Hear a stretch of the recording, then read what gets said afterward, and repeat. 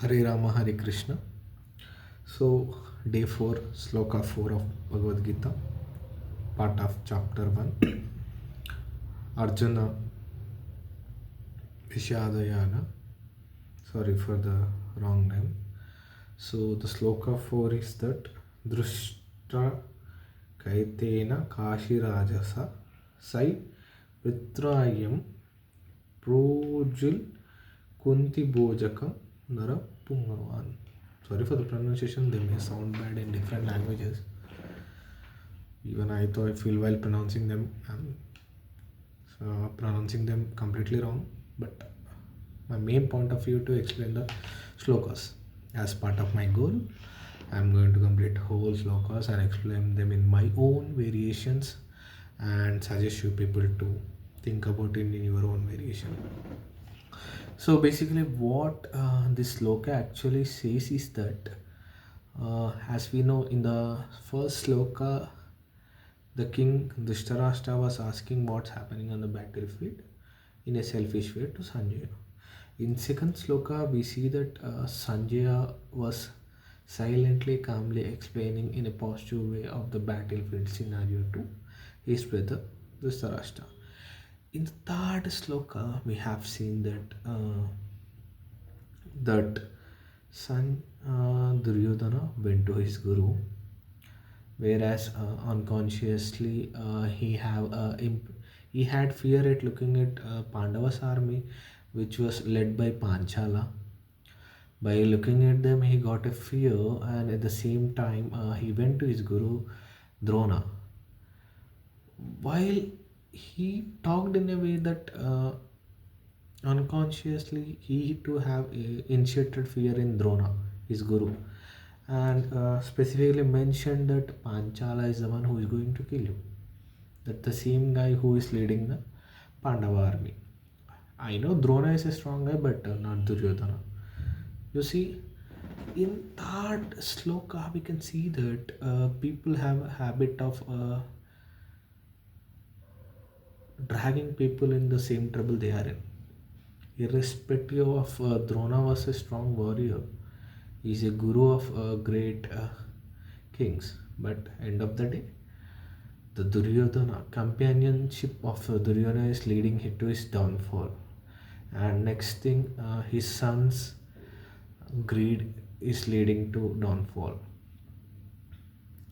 So in Sloka 4, it's not, they didn't mention much in Sloka 4, but we can have our own point of view over here. Basically, Drashtra, Seketana are king of Kashi. They are almighty warriors at that time. And Pirunjil Kunti Bojanar Punjavan. This basically means these are also king names. So they were almighty warriors at that time. Every era had almighty warriors. These people were not famously known in our generation, but at that time of that era, they were a great kings who were strong, who were part of this Mahabharata youth on Pandavas side. So here, rather than looking at own army and his own strength and getting motivated, what Duryodhana is trying to do is that he's showing that he's praising the enemy's army, but internally he is afraid of those army people, even though he is strong. Irrespective of he was the villain of the story, he was strong guy. He was not some weak guy that who is easy to mm, lose. He was a strong guy. He was a big brother of Kauravas, favorite student of Balarama, mm, king of whole. No, I don't know what was the town name, city name. Yeah, in the Mahabharata, he was king for the long term.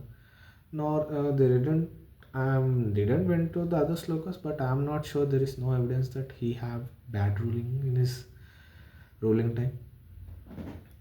And yeah, so in this we can see that this guy, even though he was strong, he was having a fear inside of him. Duryodhana was having fear inside of him that that one Pandavas army's formation is pretty good.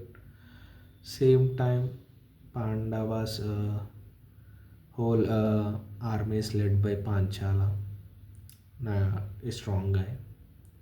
Same time, who allied, or in simple words, who tied up with Pandavas were the great kings and almighty warriors. So in these two slokas, we can see that even though he was a powerful guy, he was afraid of his enemies. So this is what sloka 4 is up to. And if you want, I'm going to recall what happened in the sloka 1, sloka 2, sloka 3, sloka 4. So in these four slokas, initial sloka, we learned that selfishness of Dhritarashtra, the way he asked the question. In sloka 2, we saw that how Sanjaya is slowly explaining the situation of the war, the beginning of the war. And in sloka 3, we can see how Duryodhana was getting fear and trying to pass it to his own Guru Drona. Same time, when Duryodhana went to Drona, he was mentioning about the few people. One of them is Panchal and the other kings. So in this sloka, if you look, maybe if we were in the war, by looking at Duryodhana, we might think, wow, what a king. He is praising his enemies. He's a good guy. But actual reality is scared of all of them, irrespective of how strong he was, how powerful he was. So nothing much in here. Just the king's name and mentioning them. Two kings were Kashi's kings and other three were a great kings. So this is what we have learnt in this sloka 4, that sometimes some people put fear of their into yours, irrespective of how strong you are. At the same time, if someone is praising you for no reason, then there must be something bad behind it. I'm not sure about that, but yeah, people try to implement their fears in others. Some people may portray as they are strong, but internally they are weak. So basically, which means appearance doesn't qualify a person or represents a person. It's internal heart and actions what define them. Maybe Duryodhana seems strong in the battlefield externally through appearance, through the words, but internally he was a scared guy, which whole last slogan this sloka explains. And bad thing is that he was also passing it to Drona, the guru of both Kauravas and Pandavas. So this is what it is, guys. And as a challenge, I will complete it. There are a few more, lot more slokas left to explain. And you people have a great day. Bye bye. See you. Tata. Hare Ram, Hare Ram, Hare Krishna, Hare Krishna.